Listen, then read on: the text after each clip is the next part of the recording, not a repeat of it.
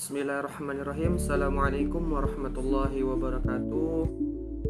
Alhamdulillah rabbil alamin, wassalatu wassalamu ala asrafil anbiya'i wal mursalin wa ala alihi washabi rasulillahi ajma'in, amma ba'd. Pertama-tama adalah kita ucapkan puji dan syukur terhadap kehadiran Allah Subhanahu wa taala yang karena rahmat dan hidayahnya lah kita bisa merasakan nikmatnya hidup hingga detik ini. Kemudian selawat beriring salam selalu kita panjatkan terhadap rahmatan lil alamin, yakni Rasulullah sallallahu alaihi wasallam, dengan ucapan Allahumma shalli ala sayyidina Muhammad wa ala ali sayyidina Muhammad. Baiklah, pada kesempatan kali ini perkenalkan saya Acep Ilfan dari kelas 1 di komunikasi akan mempresentasikan hasil daripada makalah kami, yaitu tentang teori informasi dan matematis. Sejarah teori matematis, matematika dan psikologi sebelum abad ke-19. Teori pilihan dan pengambilan keputusan berakar pada pengembangan teori probabilitas Blaise Pascal, mempertimbangkan situasi dalam perjudian dan selanjutnya memperluas ketaruhan Pascal pada abad ke-18. Nicolas Bernoulli mengusulkan paradoks St. Petersburg dalam pengambilan keputusan. Daniel Bernoulli memberikan solusi dan Laplace mengusulkan modifikasi solusi di kemudian hari.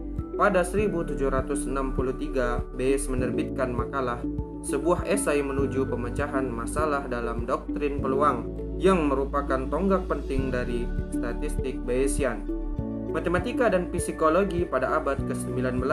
Perkembangan penelitian di Jerman dan Inggris pada abad ke-19 menjadikan psikologi sebagai subjek akademis baru.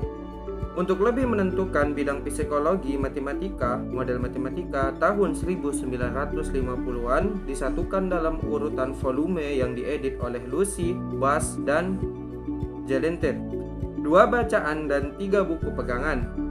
Pada musim panas 1963, kebutuhan akan jurnal untuk studi teoritis dan matematika di semua bidang di psikologi, tidak termasuk pekerjaan yang terutama faktor analitis, sebuah inisiatif yang dipimpin oleh R.C. Atkinson, R.R. Bass, W.K. Estes, R.D. Luce, dan V. Supes, mengakibatkan munculnya edisi pertama Journal of Mathematical Psychology pada bulan Januari 1964. Ekspresi matematika yang penting untuk hubungan antara karakteristik fisik rangsangan dan persepsi subjektif adalah hukum Weber-Fechner, hukum Ekman, hukum kekuatan Stevens, hukum penilaian komparatif Thurston, teori deteksi sinyal, hukum pencocokan, dan Rescorla aturan Wigner untuk pengkondisian klasik. Sementara 3 hukum pertama semuanya bersifat deterministik. Hubungan yang dibangun kemudian lebih fundamental stokastik. Teori informasi adalah konsep yang sangat berguna untuk praktisi machine learning karena memungkinkan kita untuk melihat algoritma pembelajaran dari perspektif informasi teoretik. Aplikasi dan teori informasi diantaranya adalah pada bidang linguistik, kompresi data, jaringan komputer, dan bioinformatika. Dalam teori informasi ada istilah redundansi informasi. Redundansi adalah sesuatu yang bisa diramalkan atau diprediksikan karena prediktibilitasnya tinggi, maka informasi pun rendah. Teori informasi atau matematis merupakan bentuk penjabaran dari karya Claude Shannon dan Warren Weaver pada tahun 1949, Mathematical Theory of Communication. Teori ini melihat komunikasi sebagai fenomena mekanistik, matematis, dan informatif. Komunikasi sebagai transmisi pesan dan bagaimana transmitter menggunakan saluran dan media komunikasi. Titik perhatiannya terletak pada akurasi dan efisiensi proses. Proses yang dimaksud adalah komunikasi seorang pribadi yang bagaimana ia mempengaruhi tingkah laku atau state of mind pribadi yang lain. Karya Shannon dan Weaver ini kemudian banyak berkembang setelah Perang Dunia Kedua di Bell Telephone Laboratories di Amerika Serikat. Mengingat Shannon sendiri adalah insinyur di sana yang berkepentingan atas penyampaian pesan yang cermat melalui telepon. Kemudian, Weaver mengembangkan konsep Shannon ini untuk diterapkan pada semua bentuk komunikasi. Titik kajian utamanya adalah bagaimana menentukan cara di mana saluran atau channel komunikasi digunakan secara sangat efisien. Misalnya, dalam suatu sistem telepon, faktor yang terpenting dalam keberhasilan komunikasi adalah bukan pada pesan atau makna yang disampaikan, seperti pada mazhab semiotika, akan tetapi pada beberapa jumlah sinyal yang diterima dalam proses transmisi.